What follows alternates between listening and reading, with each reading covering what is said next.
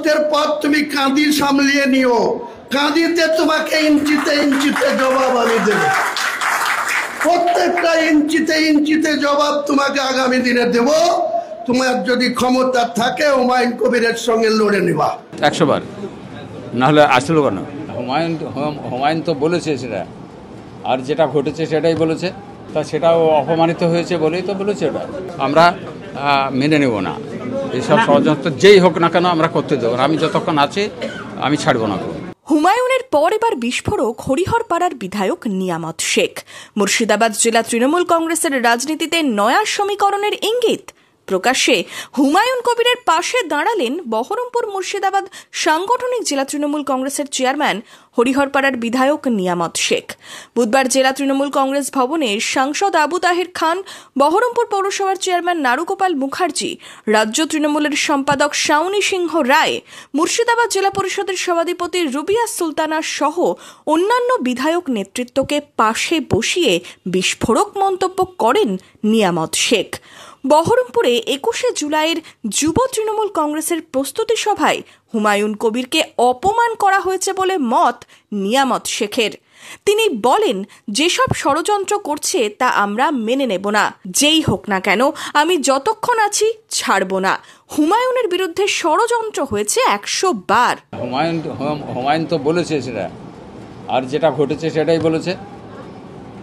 সেখান থেকে আনা হয়েছে, তার সামনে বসিয়েছে, সে তো প্রত্যক্ষ, সে নিজেই তো তার চাক্ষুষ প্রমাণ।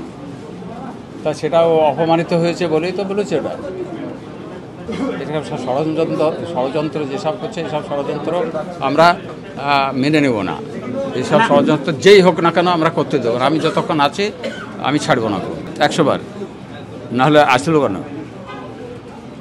আসবে কেন? ওর বিরুদ্ধে তো একটা চলছে, মানে ব্লক সভাপতি নিয়ে, সেখানে তাদেরকে নিয়ে এসে সামনে বসাচ্ছে, তা সে অপমানিত হয়েছে, তার জন্য ও বলেছে।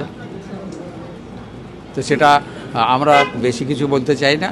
তবে কোথাও গোষ্ঠীদ্বন্দ্ব নাই তা না, সমস্ত জায়গায় গোষ্ঠীদ্বন্দ্ব চলছে। এটা আজকে নয়, আমি চেয়ারম্যান হওয়ার আর পরে নয়, এটা অনেক আগে থেকেই চলছে। গোষ্ঠীদ্বন্দ্ব ভাঙতে হবে। গোষ্ঠীদ্বন্দ্ব রাখলে পরে আমাদের অসুবিধা আছে, দলের পক্ষ থেকে অসুবিধা আছে। এটা ঘটনা, এটা এখানে যত লোক আছে সবাই জানে, ঠিক আছে? এটা সব জায়গায় যে গোষ্ঠীদ্বন্দ্ব চলছে, কন্টিনিউয়াসভাবে চলে যাচ্ছে, এটা কিন্তু চলেই আসছে। আমি কয়েকদিন হলো আমাকে দায়িত্ব দিয়েছে, আমার দায়িত্বটা এখন পর্যন্ত কোন ফর্মুলায় কি করব আমাকে এখন পর্যন্ত বলা হয়নি। যদি আমি যে কথা বলবো সেই কথা নিশ্চয়ই নেতৃত্বকে বলবো, এবং নেতৃত্ব যেভাবে চলতে বলবে, আমাদের নেত্রী মমতা বন্দ্যোপাধ্যায় এবং আমাদের অভিষেক মহাশয় যেভাবে বলবেন নিশ্চয়ই সেভাবে বলবো, আমরা কাজ করব। কিন্তু গোষ্ঠীর দ্বন্দ্ব আমি আবেদন রাখবো, এই যে গোষ্ঠী তৈরি করছে যারা, তাদের বিষয়ে একটা চিন্তা ভাবনা করে পদক্ষেপ নেওয়া উচিত। মুর্শিদাবাদ বহরমপুর সাংগঠনিক জেলা যুব তৃণমূল কংগ্রেসের সভাপতি বিশ্বদেব কর্মকার তার বিরুদ্ধে ওঠা অভিযোগ নিয়ে কোনো মন্তব্য করতে চাননি। জেলা তৃণমূল সভাপতি অপূর্ব সরকার জেলাতেই উপস্থিত নেই, ফোনেও তিনি কিছু বলতে অস্বীকার করেছেন। Bureau report, imagine community media.